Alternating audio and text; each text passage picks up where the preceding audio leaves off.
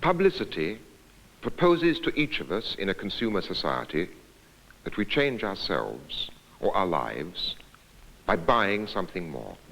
This more, publicity persuades us, will make us in some way richer, even though we will be poorer by having spent our money. And publicity persuades us of this transformation by showing us people who have apparently been transformed and are, as a result, enviable. This state of being envied is what constitutes glamour. Does your toothpaste protect you from cavities? The National Academy of Sciences says that of 11 brands claiming to do so, only 2 can honestly make that claim.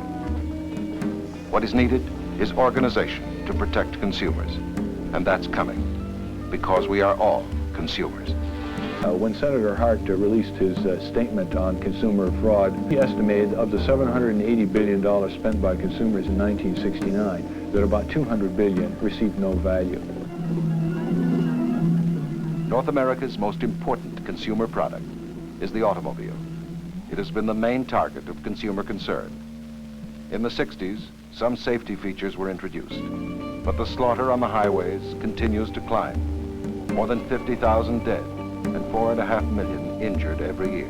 So the economy, in a kind of like a gargantuan Moloch, feeds off its own deficiencies. In this country, we have many laws that could be enforced against such practices.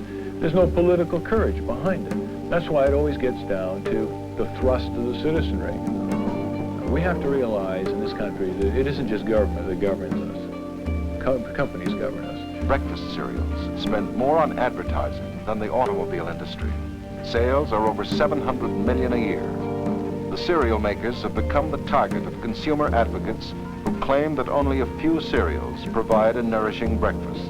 The evolution of food technology has been basically to permit the food companies to sell almost any food product to consumers as long as it can be made palatable, visually presentable, and easy to chew.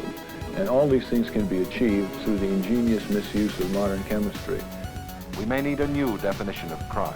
In fact, the term crime almost exclusively connotes crime in the street or riots in the street or bank robberies, when quite clearly it should connote such things as massive distribution of prescription drugs which are inadequately tested or inadequately labeled.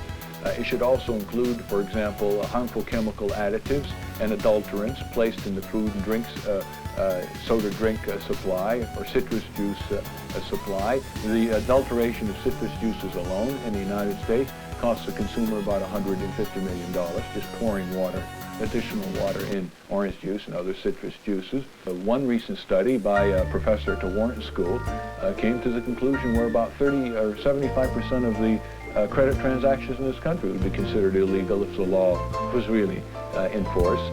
Come on, dog biscuit, we're off.